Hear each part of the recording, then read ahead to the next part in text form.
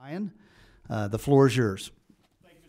Appreciate the opportunity to come and address the committee this afternoon. Realize it's Wednesday, it's late in the afternoon. Y'all have had a full day. We appreciate the attendance this afternoon. But so we want to talk real quick about a couple of things that the department that we're doing to help with entrepreneurship and small business, to help increase the awareness of entrepreneurship and small business across our great state, and a couple of other initiatives that we're working on. So, of course, certainly you all are very familiar with the fact that Georgia's been named #1 state in the nation to do business for 6 years in a row by Site Selection Magazine and for 5 years in a row by Area Development Magazine. So we're very excited about those. But a couple of things that we also want to bring your attention to is those are not just large national, projects and big opportunities that the state certainly is working on and our department is working on every day.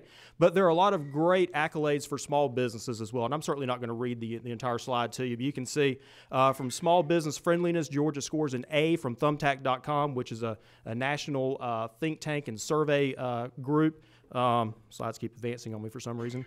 One of the top 5 environments to start a business. Second fastest growth for women-owned and black-owned businesses. #1 small business climate in the country, as well as business incentives. And #2 for most startups by women. So certainly a lot of great small business improvement, small business things going on to improve the economy and to help in every community across the state, whether it's a large community, small community, urban or rural, being able to help advance that. So one of the questions that I get asked a lot is, what is a small business? And certainly the definition is wide and varied. There's 30 or 40 of us in the room, and I'm sure we could come up with 50 or 60 definitions of what a small business is. So certainly looking at what Georgia Code says, and we don't have it necessarily defined as what that is or what a small business is, but we do have from a procurement standard what a small business is. And that is a business that has 300 or fewer businesses and revenue less than $30 million a year. So that is what a small business is according to Georgia for procurement standards. The federal government, however, the federal government, though, says it's 500 employees. So there's a little bit of a difference there. But if you look at this is a chart that we work on every week or every month, working with our partners with the Secretary of State's office and the Department of Labor, showing the business size within the state of Georgia. And the big one I want to draw your attention to is that big blue 3/4 of the pie. That represents the number of employees that businesses that have employees of less than 10 within the state of Georgia.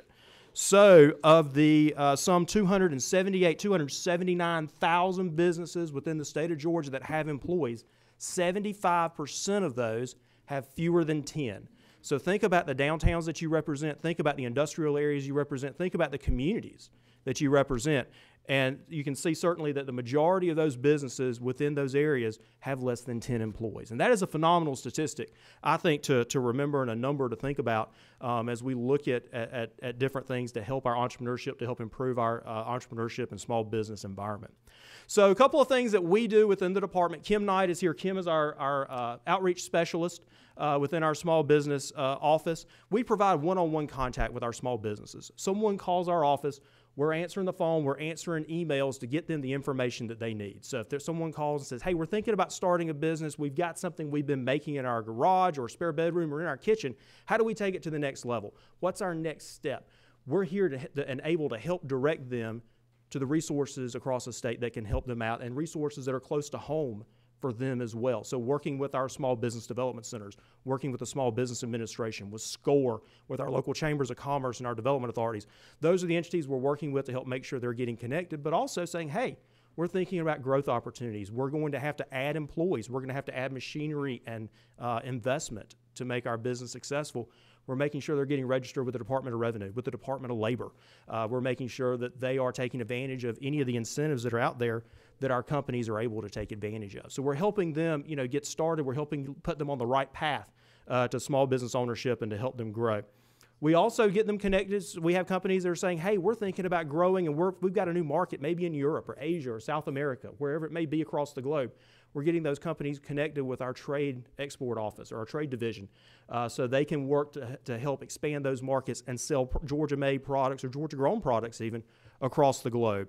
Our centers of innovation, from aerospace to manufacturing to logistics, all of our centers are working together, and they're working with small businesses. And we've got a great example. We got an update from today, in fact, from Sandersville in Washington County. It's a great company there called Proper Pepper. And Dina Bibb and her family make a pimento cheese. And they've been making it by hand in her kitchen, for years. And she's finally been able to, by using our centers of innovation, she's been able to find someone to help her do that on a much larger scale. And now she's going to be able to expand from literally delivering little tubs of pimento cheese across the state, across central Georgia and south Georgia and east Georgia. She's going to start being able to deliver those across the southeast. So that's phenomenal. So that's taking a Georgia-made product, someone that had an idea in her mind that she was just making that and people were buying it in town and that kind of stuff, slowly started to expand, engage some of our services at the department, and now she's able to expand her business and being able to expand her market across state lines. So we're very excited about that for Dina.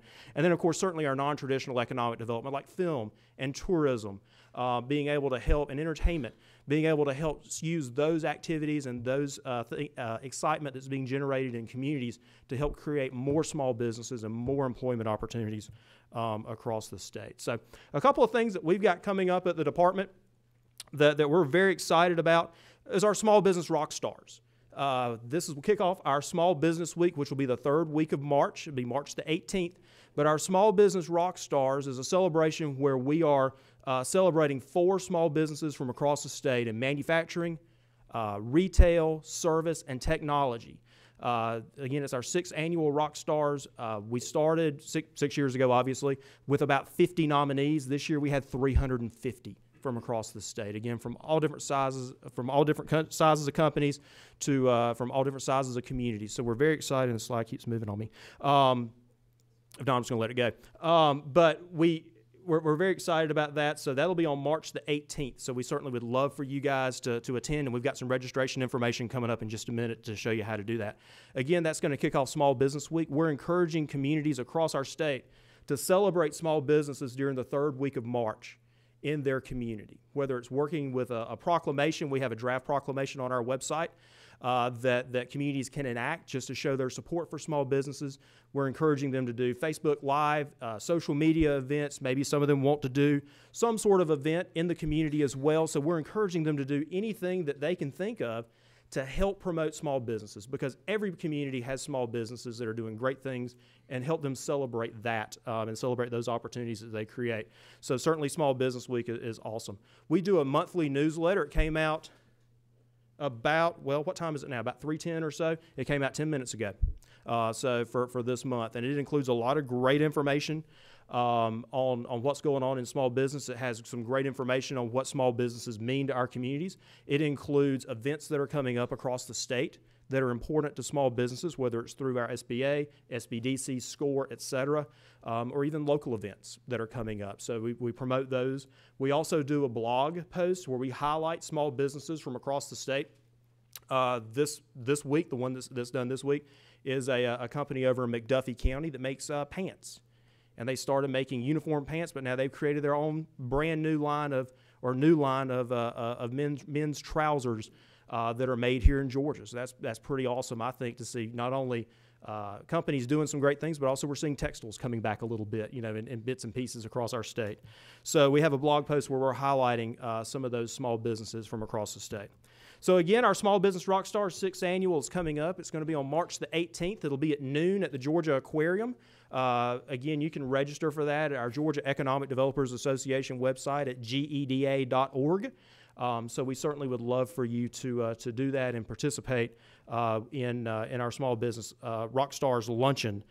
We've got a great speaker, Jeff Willard, who is the CFO of Zach Brown Collective, is going to be speaking at lunch for us as our keynote and talking about how they've been able to take Zach Brown's brand and all of his different entities that he has under his umbrella and be able to advance them. So we're excited about having Jeff come and speak to us as well. So we mentioned that our Rockstars, really is great, as far as we were highlighting small businesses across the state, but it also got a little bit of national attention last year, where we actually were featured on Fox Business News was Stuart Varney. So I don't know if y'all have ever seen Stuart Varney on Fox Business News, but I had the opportunity to be able to speak with him for a couple of minutes one Wednesday afternoon, I believe, about our small business rock stars. So we got some really great publicity for our four rock stars last year from Thomasville, from Gwinnett County, from Columbia County, and Peach County as well. So we're very excited about that. We're very excited about our Rockstar program. Hopefully that excitement will rub off. We'd love, though, to see all of you at our GEDA luncheon in March to be able to celebrate our small businesses across the state and our rock stars as well. So with that, I will we'll yield the podium, and if there are any questions or anything, I'd be glad to help answer those for you this time. So, yes, it's 404-877-8406. And I've got some cards as well. I'll be glad to provide after the meeting as well. So, Well, thank you, Director Waldrop. Anybody have questions for? yes, sir. Ryan, is the information that you showed us today, is it on your website? Yes, all that information is. If you go to georgia.org/small business, you'll be able to find that, as well as links to additional information as well. Any particular tab that's on? Well, it's varied throughout there. So if you're looking to grow a business, that certainly would be under the Start or Grow. A lot of the community resources are going to be under Connect or Learn. Okay. Under What those two about tabs. the stats about small Stats business? are right, yes, sir. I Okay. think those are under the Learn tab as well. Okay. So if there's something you'd like to see or any questions, you can feel free to give me a call. And like I said, I've got some cards as well. Thank you. I'll be glad to answer those anytime for you.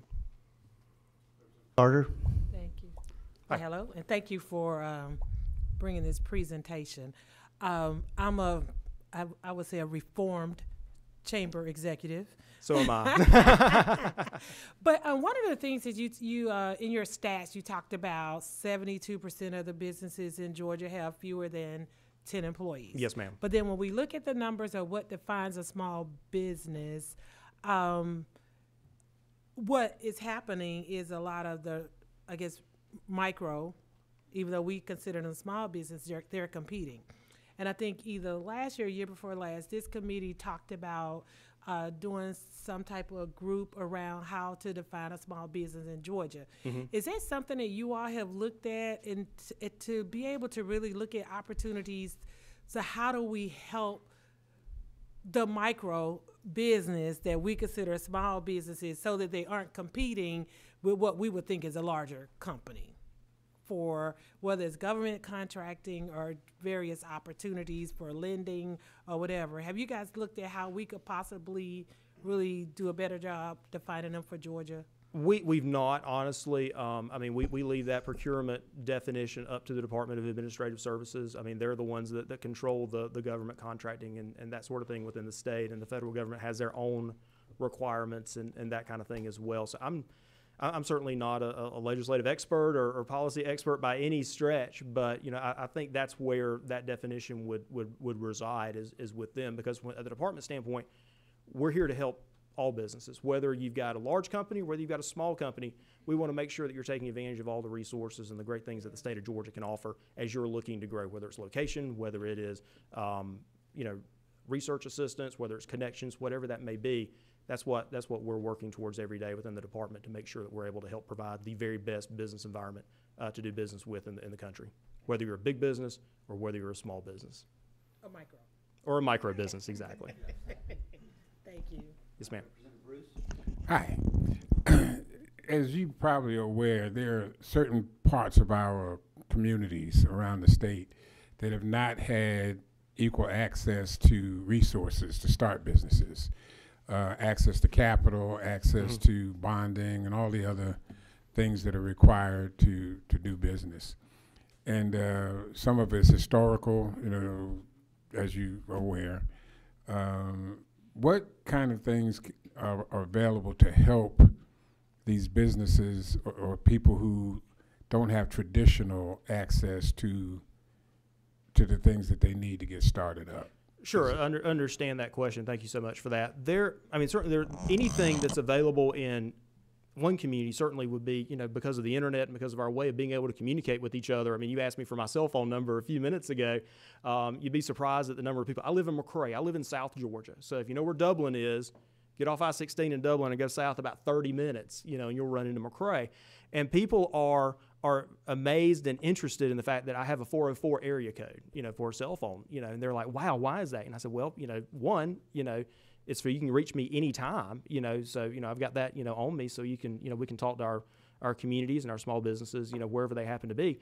But also, it's a great tool because people think that I'm in Atlanta, and there's this, great attraction to that sometimes, when someone talks to about that. But because I live in South Georgia, I certainly understand, what you're talking about and the need, for those access to resources. So one of the things that I do is I travel constantly, going and visiting with communities, visiting with small businesses, visiting with our service providers, whether it's a bank, whether it is someone with SBDC, that kind of thing, to make sure that they are aware of our business growth that's going on, and to make sure that as we hear about someone that says, hey, I'm having an issue with financing, or I'm having an issue being able to access those traditional resources, how can we help them access those resources, maybe in a non-traditional way?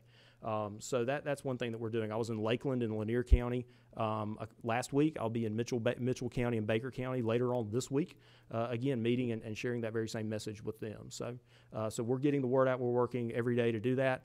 But then also, as we're working with our chambers, as we're working with our development authorities, they're also gaining access to all that information and being able to say, hey, I've got someone that's interested in growing a business or starting a business. Where can we help them find financing other than the traditional bank that's on the main corner or someone in a neighboring community? What about our community development finance institutions? What about those different entities or different programs that may exist? How can we tap into those to be able to help our micro businesses and small businesses grow? Is there anything specific that you're aware of that, there's somebody in the audience here who is part of that community that has not had access? Is there some place you can refer them to as we speak? Because right now, I heard what you're saying, but I didn't hear anything specific. Well, we like to see what each individual business is going to have their very own specific needs. So once we kind of see where their needs lie, then that way we can point them to the very specific resource that may be able to help them out, or to an entity that can definitely help them out with whatever resource it is. And that way we're not providing a laundry list of different things that might be of assistance, and they look at 20 or 30 different resources and have a difficult time figuring out which one do I call. So, when we talk to someone, they say, hey, I'm interested in starting a business. Well, do you have a business plan? Well, no, we haven't had a chance to do that yet. Well, the first step is contact the Small Business Development Center that's closest to you and go meet with them, because they can help you with starting that plan, working through your finances, et cetera, so you are ready to go talk to the bank. Or when you get to that step, they can also help direct you to our community development finance institutions or other sources of funding, or whatever resource you're looking for. If I may, sir, my name is Michael Walker, and to address your question, the Georgia Department of Transportation have a DBE. Could you speak into the mic, sir? Okay. Thank you. Sorry, didn't mean to take Go ahead, over. yourself. The Georgia Department of Transportation has a DBE program, which stands for Disadvantaged Business Enterprise. And through that program, they have contracts with consultants that go out and speak to particular communities that you're addressing, and they help them find financing, help them find bonding. They put on seminars throughout the state, and I can get with you offline and give you the consultant's name and give you my name. And I work with that program, and oftentimes I go out and talk to them about how to prepare to get a bond, because getting a contract bond or a surety bond is just like getting financing from a bank. And so there are programs there available, and I can give you that information and help you. Okay. Thank you, sir. Anything else? I think we're going to move on for now, Mr. Waldrop, Excellent. but thank you so much for your time, and I hope that all the committee members will take advantage of this great resource that we have to us, okay? All right, we're going to move on to some of our guests we have with us here today. We have Nathan Humphrey from NFIB. Nathan, if you'd come and tell us a little bit about who you are and why you're here today. And you can either place.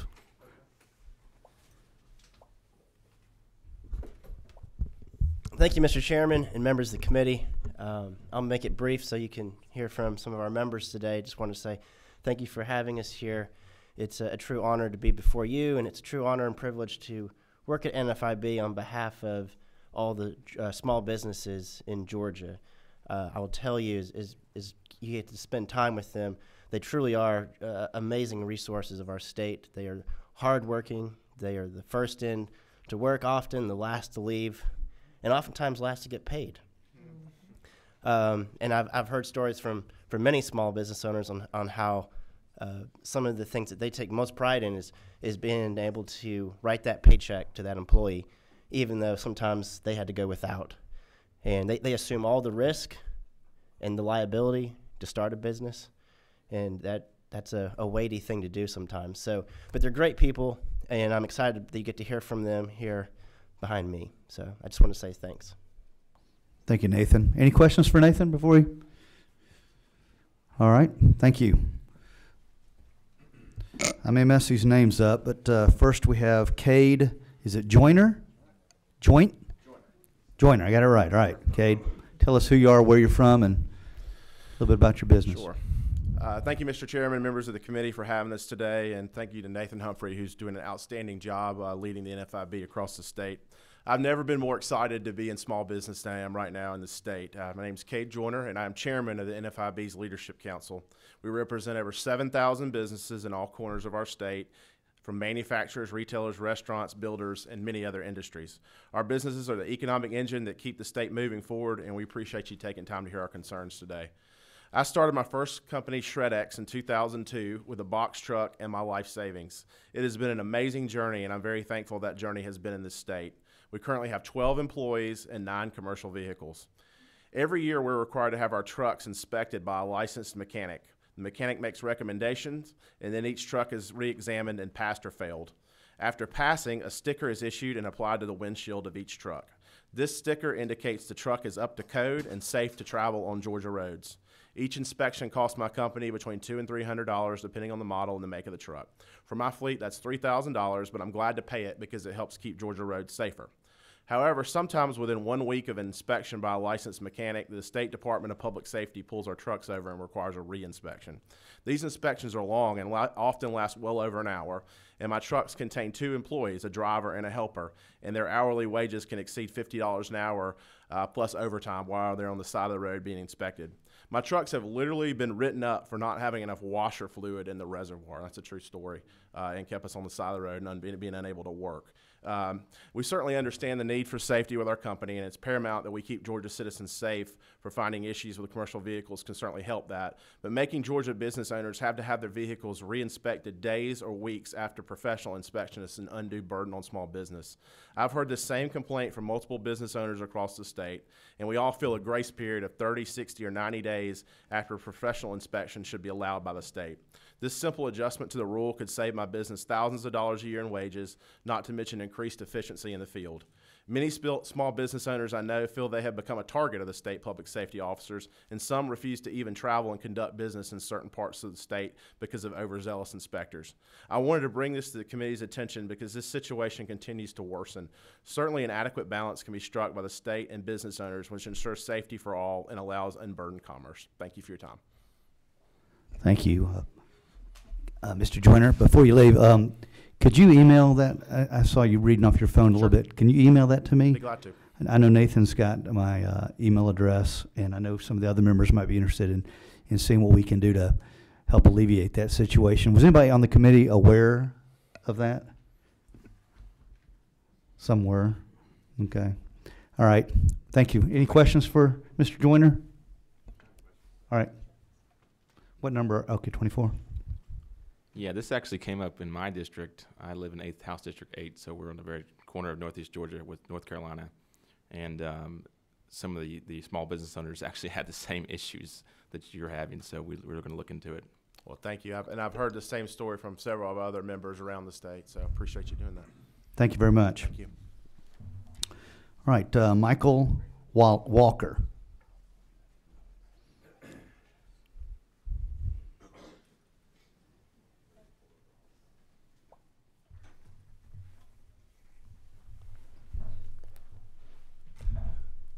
Good afternoon, Chairman, members of the committee.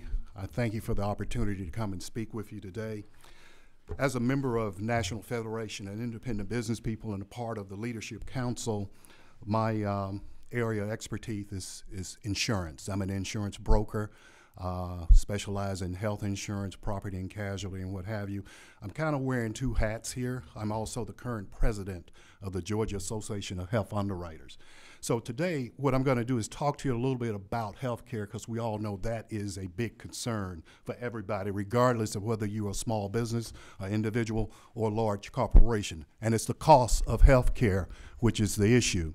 And you know, ACA, which is the Affordable Care Act, also known as Obamacare, that was brought about to take care and fill some of the gaps. It helps with people that are at a certain income level because they give them tax credits and give them accessibility to health care. Then also on the other end of the spectrum, you have people that work for corporate America and large businesses. They have group health insurance. Right there in the middle is a segment of our population, the people that make too much money to qualify for the subsidies, and they're independent business people. Some of them are one-person shops. Some of them are two-people shops. Then you have the individual market that also got completely squeezed out, and they were left there. That's the most unstable portion of it. So what I will talk to you today a little bit about is offer some of the solutions that our association, along with the National Association of Health Underwriters, as well as the Georgia Association of Health Underwriters, some of the solutions we're offering to be looked upon as a way to maybe help resolve the issue, because it's not a one-size-fits-all. One of the first issues or solutions to look at is what's called the 1332 waiver. And those are waivers that can be applied for through the Health and Human Services along with the Department of Treasury. And when you apply for that waiver, my mic keeps going out. Is that me, or is it just does that? Okay. All right. I thought it was me. Anyway, the 1332 waiver, once you apply for it through the Department of Treasury and the Health and Human Services, and if it's approved, it allows states, individual states, to create different plans and innovations to assist in meeting and providing the need of giving efficient and affordable health care. And there's a concept there. There are about 4 concepts. One of it is account-based subsidies, state-specific premium assistance, adjusted plan options, risk stabilization strategies. And in order to implement any of these concepts of the waiver, it has to meet a criteria of being comprehensive, affordability, coverage, federal deficit neutrality. And I have more detailed information that I can provide with you, but our association, we have passed information along to the incoming insurance commissioner, Jim Beck. I've also passed some along to Governor Kemp so that they will be aware of some of the things that we're getting from a national standpoint. Now also, there are some other things that you can look at, like the Georgia Department of Chamber of Commerce. They have brought in association plans. That's another way where people that have small businesses or are sole proprietors, if they join the chamber, they can get health insurance that way. Another alternative is what's called direct primary care insurance. And there are going to be a couple bills about that. And basically what that does is a lot of people that were squeezed out, they did not have a primary care insurance doctor, PCP what they call. Well, this will give them access to that, where they may pay $25 or $50 on a monthly basis, and the doctor will then see them for things that they don't need to go to an emergency for, like if it's a sore throat or what have you. That will fill one of the gaps. Also, I want to just close because I know we're short on time, but I want to share a story with you to give you an idea of what we as insurance agents deal with every day. I have a friend that called me. She's 60 years old. She worked in Cherokee County driving a school bus. She started working in 2007 and just recently retired in 2018. Now, when she went to work there, she went there so that she could provide health benefits for her family. Her husband, who was an independent business person that did not have insurance, and her 2 kids that were school age, and herself. Well, after working there and now reaching retirement age, she was under the impression that she was going to have health care benefits through the state during the remainder of her retirement. Well, unfortunately for her, the state changed their plans in 2012. She came on in 2007. No one ever communicated this plan change to her. She recently found out when she filed for retirement and was applying to get her benefits, she was told where she had been paying $230 a month for her portion of health care. She's now going to be charged $905 a month for health care. Because of the plan change, you had to have been an employee 5 years prior to 2012. With her coming in 2007, she thought she did it, but it was on the fiscal year, not the calendar year. So she missed by 7 months. She makes $33,000 a year, and now she has to pay $905 for just herself and her son, who's in college at Georgia. That's 32% of her income, $10,860 that she now has to pay. And because she's 60 years old, she is right in that sandwich gap I talked about. She's not old enough for Medicare, and she's alone, and her husband has passed away. She wants me to help her. What am I going to be able to do? Thank you. Any questions for comments from Mr. Walker? Thank you for taking your time out to be with us today. We got one question for you. All right, Representative Lott. Actually, it's just a little bit more of a comment, but I just wanted to say that I appreciate you being here and giving that presentation. I actually have been in the chamber this will be my 4th session here, so just my 4th year. The reason that I ran for office was because of what you just went through today. I had the opportunity in my own small business. So prior to the Affordable Care Act coming into place, we had individual employees. They paid $83 a month. We offered them money, as most small businesses do, to supplement so that they could have their HSA accounts, their savings accounts. And with the Affordable Care Act, when it hit in June of 13, whatever year it hit, immediately, and I saved all the letters, every single $80 plan went to $240. And these were single people at the time. And then 2 years later, we were told we couldn't contribute the money monthly to them, that part of the HCA was that we could no longer help. Here we are today. So that's just one of those things where we've been struggling with that very same thing, and I just want you to know that I know that your job is hard. We're gonna get there, and I do know that the governor has mentioned in his speeches as well that this 1332 waiver is being considered, at least at this time. Yes. And that's an option for Yes. As a matter of fact, I sent him some of that information because I get information daily from the National Association of Health Underwriters, being president. So they send me everything that they're looking at. So I sent that to Governor Kemp when he was on the campaign trail. And as I said, I've sent some things over to Insurance Commissioner Jim Beck, and we're trying to bring more solutions because, like I said, it's not a one-size-fit-all.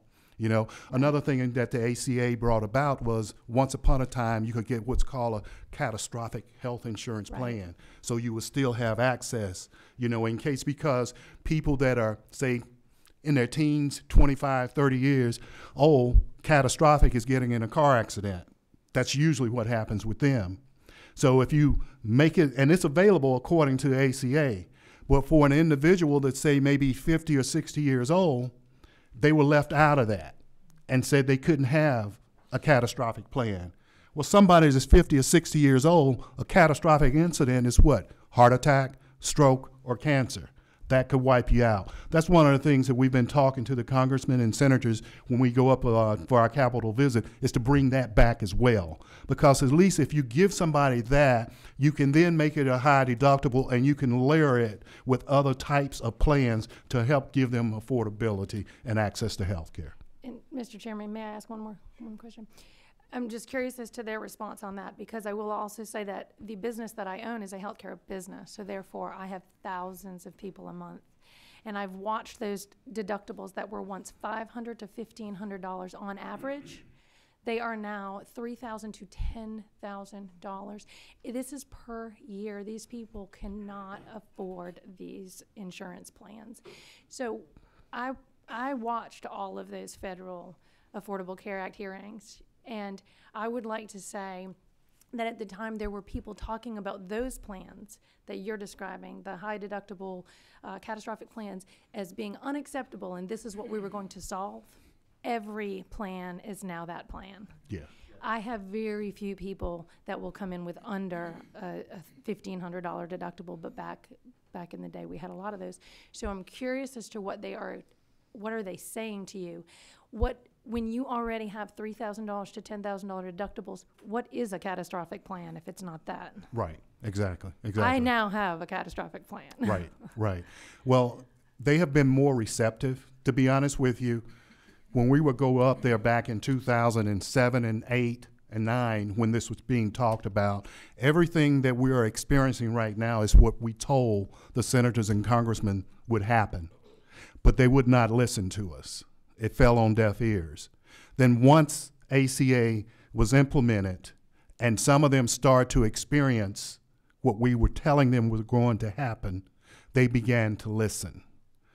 And I just have to say this. I got extremely frustrated because after it was implemented, I would go up and the rest of my colleagues and we would talk to them about, okay, let's plug the holes with ACA. It had good intentions. President Obama's heart was in the right place. So there are some places we need to plug the holes up to make it work. We had senators and congressmen on one side say we don't want to do that because that's going to help ACA and help President Obama. On the other side, there were people saying we want to hear it. So nothing was getting done. But I will tell you that through private practice, private enterprise, we are coming up with solutions. Now these high deductible plans, there is a company out there that will come to small businesses, to people that have high deductibles, and they will finance that high deductible and do it through payroll deductible, kind of like the Aflac thing, and get it done. But we have to have the opportunity to bring these things to market, and that's why I say that it's not a one-size-fits-all. You hear Kamala Harris talking about Medicare for all, and Bernie Sanders started that. Medicare for all is not going to fit in every aspect. So we need to look at a holistic approach of repairing health care, and that's what we do as agents. Thank you. Thank you, Mr. Walker. We do have other questions, but in the interest of time, we're going to move on. Let's go on to Pat Kamerling. If you'll come on. We just don't have time to answer every question. Sorry. Thank you. Thank you, Mr. Chairman and committee, for seeing us today. I have a different insurance issue to talk about. My husband, David, and I started a business in Gwinnett County 30 years ago. We employed 6 people, and 6 years ago, we started a second company that had no employees, really. It was just my husband. It is a small one-person company in the security industry, and it has just taken off. Unfortunately, today's world makes security critical for a lot of people. And so because of the differences in the two companies and the different level of expertise that you need in IT versus the security installation, we decided after 30 years in the IT business that we were going to eliminate that business and concentrate on our security business, which is 6 years old. So all of our insurance and everything was in the IT company's name. So we switched everything over to our security company. We are good stewards of our company and care deeply about our employees and their safety. And our workers' comp rate for Access Computers for 30 years was the lowest that the state offers. It was 0.04. So when we took out workers' comp for our existing company, again, that's 6 years old but didn't have employees, our new rate is the state minimum for new companies, which is 2.7%. That is 67 times the premium that I was paying in December that I'm now paying in January. And the issue that I bring to you is that it is not the name on the building that constitutes how a company is run and how employees are cared for. It is the people who run the business. That is our pride and joy, and we do everything we can to take good care of it. I've talked to my agent about this, tried to do some research on it, and he tells me this is an issue that the insurance industry has struggled with for a long time but can't get any assistance. So I'm here asking you to look at this policy because what it does is it punishes employers who have good performance. And then the flip side of that coin is it rewards employers who have bad performance, because if you have a high rate of accident in your company and your workers' comp insurance rate has escalated, you can close that business and open a new business under a different name and start out with a 2.7% insurance rate. That's just wrong, because the moral fiber of any company is the people who own it and run it. And I would say to you, the name of this committee really means nothing. It's the people who are on this committee that bring the character to life. And that's the same situation with workers' comp insurance. We have been in business for 30 years. We're not going to change the way we do business or the way we care for our employees. So we have 67% higher workers' comp rate. And that just seems incredible to me, that we would allow companies to open and close businesses and not have the history of the people who run it follow them. We do that with automobile insurance. You can't cancel your automobile insurance and go to another company and get a lower rate. Your driving record follows you. So I'm proposing that a company owner's ability to care for their employees follows them as well, Okay. good or bad. All right. Thank you, Ms. Camerling. We're going to allow for one question. Representative Drenner? I'm sorry. Representative Henson, I'm sorry. Thank you. It also seems that things like that happen if you just change a name from an LLC to a PC or something else. My former husband is a dentist, and when he did a change like that, we got kicked out of some of the HMOs for Medicaid. And they said, we have enough dentists in your area. And we said, yes, you do. We're one of them. We have 6 dentists here. And 3 years later, they finally said, oh, you can come back in if you want. We didn't. But, no, they play games. That's the only thing I can say. And it's a shame, and it shouldn't be allowed. And it should follow the history of the people as opposed to what the name of the company is. Thank you. So thank you. Thank you very much. Thank you for your time. Thank you, Representative Henson. Thank you, Ms. Camerling, for coming down. Our next testifier is Roderick, and I cannot read your last name. Duet, D-U-E-T. But I'm going to let you have some more questions from there. I signed that not knowing, this is my first time, I'm not knowing that it was going to be. We'll come back to Mr. Walker if we have time. Do you really want to give up your time, Roderick? Yes, sir. All right, so we'll go on to Fritz Engelman.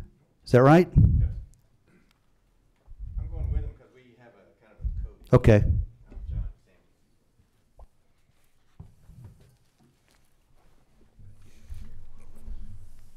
Thank you. I'm Fritz Engelman. I own Classic Bus Sales. And this is John Sandelman, CEO of Sampson Tours. And John really has the primary concern. I'm just here to help him out. So Fritz and I worked together with Chairman Powell and Senator Albert has really helped us out on the title ad valorem tax issue. We had a problem with. My company is Sampson Tours, Inc. It's a motor coach company. We have school buses, motor coaches, and minibuses. We've been around since 1983, family owned. I'm the CEO. My father started it. And all that time, up until the title ad valorem tax, we were sales tax exempt on the purchase of equipment. So when it switched from a sales tax to a TAVT, we went from paying 0 to 7% overnight, which was massive. It caused me to lose $150,000 in 2015 and 2016. We were not prepared for that. In addition to that, the ACA, the Affordable Care Act, came into play in my company. I have currently 72 or so employees. That caused me to spend from 0 one year to $200,000 the next year. So I'm looking at $350,000 coming from I didn't know where, and we lost a lot of money, and that's not the only issue. But I feel that Georgia, and Fritz and I worked, and we got them to change, actually had a law passed that cut the TAVT payment. I got to read, so I can't. They changed it so instead of at the time of purchase you're paying all this money, it cuts it in half. So you're paying half now and half a year from now. And we're talking about equipment ranging from $94,000 to $600,000. So you're talking about a lot of money. So it basically was 10 years worth of tag taxes, and now I have to pay it on day one. If I sell that bus in 2 years or 5 years, it gets paid again. And I don't get it back. I can't get a loan for it. It doesn't make the bus more valuable just because I have to pay this huge tax. So it really has negatively impacted our business and his business. He sells buses, I buy buses, and I try to rent them out. And I'm now having to rethink how I do things, or even if I can stay in business. I'm not buying new. I just bought some school buses from Tennessee on an auction, $2,200 each. That tax I can afford. But when they're $94,000 and I'm buying from Georgia, I buy Bluebird, I can't do it. So I think Georgia's losing out to I'm a federal DOT carrier. So I can actually register things in other states. I have a place in Oklahoma, and I register there sometimes. Or I can do IRP, International, I forget what it's called. What's it? Anyway, it's a way of paying for registering your bus and getting a tag based on where you drive and how much you drive there. It's like IFTA, are you familiar with IFTA, the International Fuel Tax Agreement? So that spreads your fuel taxes out across the numerous states you might go to. Truckers use it all the time, but Georgia is losing out on this tag tax because it's so high compared to other states. The IRP costs people about $1,100 a year per unit, but if I'm having to pay $32,000 from day one, what am I going to do? And I just feel like I'm kind of like almost under assault. And that's just this one issue. Through the years, I've done every job in this business, and here you go ahead. Oh. Well, I think what John's kind of hinting at is there's a way that the state could actually generate greater revenue instead of we're here trying to say, hey, we want a tax break. We want to maybe suggest a way that you guys could maybe gain some revenue. The trucking industries are using IRP or they're tagging in Oklahoma or somewhere else like that. So if the title ad valorem tax on commercial equipment for hire maybe was lowered to a rate that was attractive, there would actually be trucking companies wanting to domicile their fleet here or capped. Instead of that, so there'd be more equipment being licensed out of the state. Right now, people are fleeing the state or doing the IRP, where the IRP, you're only getting a small percentage of where that vehicle rode in Georgia, and then they're paying the rest of the states. So it's something that could be looked at for commercial vehicles for hire, that the TAVT be adjusted. They do it for buy here, pay here car dealers.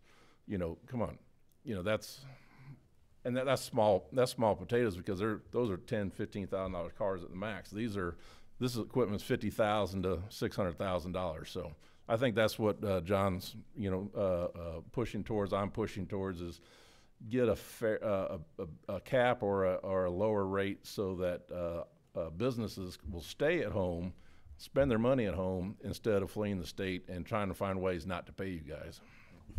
Makes perfect sense. One other issue, just to kind of put this in perspective. There are, I counted, actually there's 2 more, 26 different state, federal, and local agencies I have to deal with just to run my business. Everybody wants something different. It's not all the time, but it's at least once a year. In the time that we've been operating, fuel has gone from 35 cents a gallon to today is $3.53. That's diesel. Georgia's fuel tax on diesel has gone from 10 cents, one of the lowest in the nation, to today it's 30 cents. When I began our business, when my father started it, our business license was $50 a year. Today, I'm in Atlanta, now it's $7,000 or $8,000 a year. On top of that, I'm paying a $9,000 real estate property tax that supports the school systems here, which the business has no kids. So, and we're going from $1,750 per year for auto liability insurance per unit to now I'm looking at rates of $20,000, more than 10 times. And I don't know, but the reason for that is Atlanta's become such a dangerous market, and you all are probably aware of what traffic is like. I don't know if I can stay here or stay in business if it goes this high. I'm looking at reducing my fleet, doing whatever I can to try to get that insurance rate down. Today, my policy is $450,000. I'm looking at, if I'm lucky, it will jump from that to $600,000. It's probably going to be closer to $800,000. Which means I'm going to look at reducing staff, reducing fleet size, really looking at my contracts to see what I can keep and try to stay in business. And that goes along with the tort reform. As a business owner, any incident that happens out there, you can't go to court, you'll lose almost 100% of the time. So every lawyer knows this. They're going to claim something, so you're paying out $10,000, $30,000, $50,000. I got one case where we weren't even involved in the accident. We were near the accident. Somebody happened to be walking to get on our bus.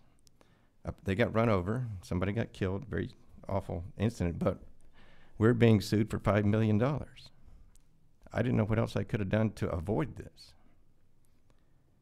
And I don't know, we just need some help. By help, I don't mean tax me more or figure out ways to regulate me. Need some of that to go away. So. Well, thank you, gentlemen. I apologize. I understand there's a lot of regulation.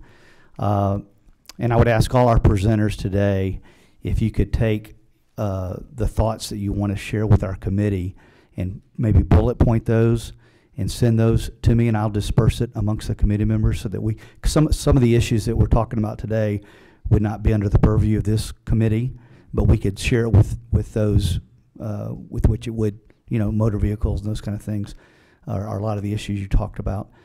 So if you'll share that information with us in a succinct manner through email, we can pass it along to maybe the committees that would be able to deal directly with those issues, and then others that we can deal with in this committee. Thank you, guys. Thank you. All right, Kevin Parker.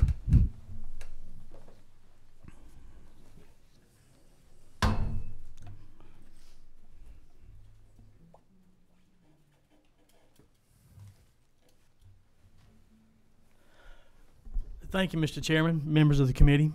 I'm Kevin Parker. I'm president of the Georgia Small Business Council, and I represent small business owners primarily in South Georgia. Over statewide, 90% of our membership's below the fall line. But we've got really 5 key issues that affect us, and like the speakers that have come before, a lot of it has to do with health insurance and regulations. But the number one, the biggest one, is health insurance. We need some relief in small business for health insurance. My president told me that if I liked my insurance plan, I could keep it. And that ended up not being true. In 2014, in December at Christmas time, I was covered with Blue Cross and Blue Shield. And on December the 27th, I got a letter from Blue Cross and Blue Shield that said that my insurance was running out and that was not being grandfathered in, and I was going to have to go into the exchanges. Well, I was concerned about that because I was told I could keep it. Well, I made one minor change to my policy that year. It went from $2,500 deductible to $5,000. And that $5,000 deductible was a change to my policy that was not permitted. But I did that to keep my insurance at $685 a month. Well, when I went into the exchanges, the identical same Blue Cross Blue Shield policy, there wasn't a jot or tittle that was different, went from $685 to $1,600 per month for me and my family. And so for 3 years, we had no health insurance, simply from the fact I couldn't afford it. Fortunately, we do have health insurance now, but it's a big concern for small business. And the only answer in the market today is to continually raise your deductibles. The real problem with that is that if you raise the deductible, and in small business, most of them want to provide health insurance to their employees. They want to do what's right. But to do so, they have consistently raised the bar. So the average deductible now is $5,000 for a small business health insurance plan. The problem with that is the people that they employ, cannot afford to go to the doctor, so they don't go get that CAT scan that they need to determine that they have something going on. They just ignore it because they can't spend the money. Now the business, the individual, and the insurance companies are faced with a much bigger bill because they've let something go too far. And as a president of the Georgia Small Business Council, we're seeking some solutions on our own with businesses that have more than 75 employees. Self-funding and building a network of self-funding seems to be a possible solution. But for under 50 employees, there is not a place in the market to go to, because we really don't want to participate in driving up the federal deficit by going into the exchanges, and I know that happens. So we're here today just to ask y'all to help us find solutions that can solve the problem for health insurance costs in Georgia. The second one is tax reform. Georgia is, for the most part, a pretty low tax state. We're the best state to come to start and put businesses, distribution centers, manufacturing facilities. But if we were like Texas and Florida and we continued to move away from the income tax model to a sales tax model, I don't think anybody could catch us. We would just be the perfect place to have small business. And on that tax reform, too, there's another thing, too, is inventory tax. Now, one of the speakers previously was talking about inventory tax. It's one of the hardest taxes that small business has to pay. I had a member that had a cattle trough 15 years ago when I worked with the National Federation of Independent Business. And he told me, he said, that $40 cattle trough out there I've had for 12 years. He said, I've paid enough tax in it to buy 2 of them. And so it's a punishing, punitive tax that we need to eliminate. And if we could move everything to a sales tax, consumption tax, and get rid of some of these petty discriminatory inventory taxes, then it would help small business immensely. There's some other issues too, and I'll be really brief, but CMR, Construction Management at Risk, Chairman Dominic LaRicca and his committee took a hard look at that the last 2 years and came out with some solutions.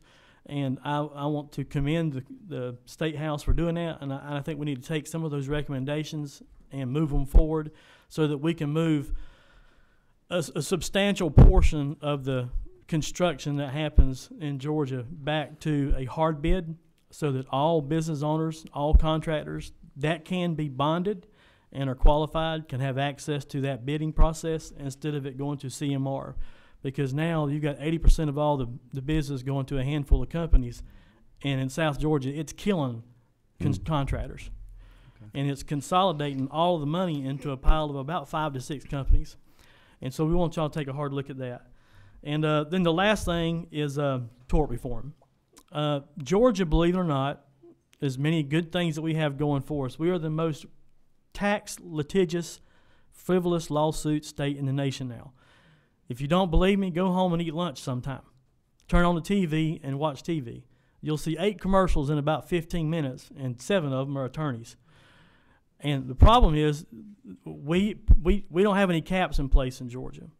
And so we need to have some responsible caps in place, and we need some genuine tort reform to get a hold of the juggernaut that we have right now here in Georgia, because it's driving small business out of business, from health insurance to workers' comp to liability insurance. Our insurance probably would be half what it is today if we had some type of tort reform. All right. And with that, I'll conclude. I want to thank you all for allowing me to speak today. Thank you, Mr. Parker. We'll allow one question for you. Representative Bruce. Yeah, this is kind of a question you might be able to answer, Mr. Chairman, as well. Because as I sit here and I listen to what everybody's saying, I'm not sure if we have an insurance issue or whether we have a public policy issue.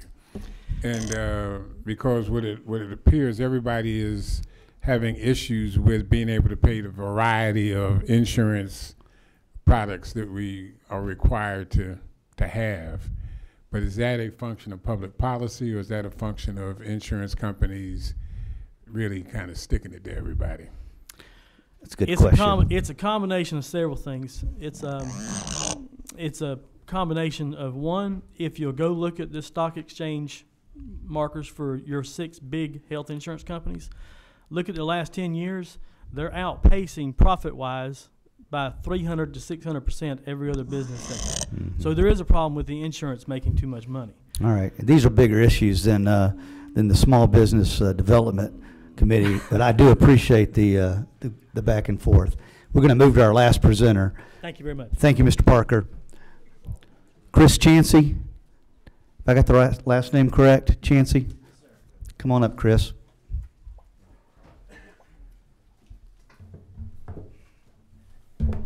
Good afternoon. Thanks for having us, Mr. Chairman, members. I know it's after 4, so I'll be very brief. But I want to put what I think is a great opportunity in front of this committee to consider being a part of something that no other state up to this point has really put forward. So I grew up down in Waycross, Georgia. Went to University of Georgia, and then have started about 10 different businesses here in the Atlanta area with my wife, and most recently. We moved into the neighborhood called Clarkston, just outside of Decatur. Some have referred to it as the most diverse square mile in the world. So it's where a lot of refugees are resettled in that community who, as many of you know, are legal to be here, have been vetted thoroughly, and have a huge value to add to small businesses in our state. So we looked at businesses that we could start that would be able to employ and serve this community. And what we found was that the need was tremendous. A lot of people who were underemployed and unemployed that really had a desire not to receive handouts, not to cause terrorist activity in our state, but to have work and pay taxes and contribute to their local economy. And so having no background in staffing, we decided let's just start a staffing agency. That should be pretty easy. There's a lot of companies that need workers, and there's a lot of people who need to work. And so 4 years ago we did that. Since then we've placed about 4,000 refugees into jobs all over the state of Georgia. And most of that's been in manufacturing and construction and in hospitality. So in those 3 industries alone, 200,000 jobs will be open in 2019. They'll go unfilled in the state of Georgia in manufacturing, construction, and hospitality. And at the same time, we've got a substantial number of refugees, regardless of how you feel about whether they should be allowed in or, the ongoing political rhetoric.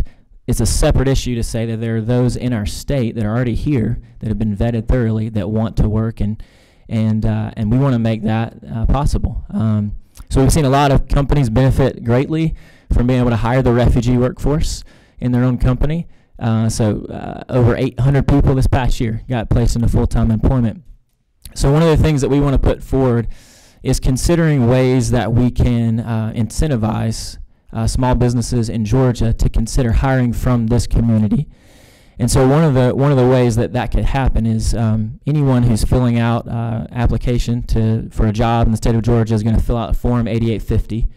And on that form, if you're familiar with it, there's several different areas that someone can fill out to say they've received TANF benefits, veterans benefits, and things of that nature that the company will then take advantage of. But there's nothing on there related to what is now a very large demographic in our state.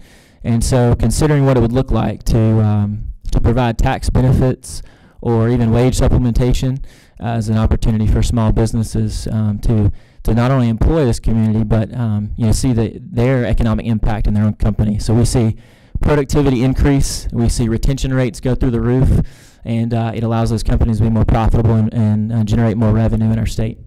So Chris, how would we define, like if they check the box, what would be the definition that would meet the criteria you're looking for? Yeah, I-94 is the form that refugees fill out as they enter the state to claim their refugee status. So that would be the most applicable format. Okay. All right. Representative Cannon. I wanted to thank you for coming today and speaking up for your business, as well as a model that the world is looking at, working on. This is not just something in the Southeast region, but across the world. I mean, you look at any other country, and there are people resettling there, and they're getting them to work. So I really just want to commend you for coming here today, and thank the committee members for taking this very seriously. Thank you. Well, thanking you. Carla Drenner and I represent the Clarkston area. She has most of it. And they're wonderful, hard-working people who want to work. I mean, for those of you who haven't been there, they celebrate their diversity in Clarkston. Wonderful, wonderful city to visit, and really has the greatest diversity of any city probably in Georgia. So thank you for all that you're doing there. Thank you. Thank you, Representative Henson. With that, we're going to adjourn momentarily. I want to invite members, if you had other questions of some of our presenters today that we didn't have time to get to. I know we have to vacate this room pretty quickly, but I would encourage you to speak to them offline, and then also would encourage each of the presenters to email just very specific bullet points, some of the things that you would like us to consider, and whether this committee can consider them, or if it's more pertinent for another committee to consider, we'll pass that information along. Thanks for being here today. We're adjourned.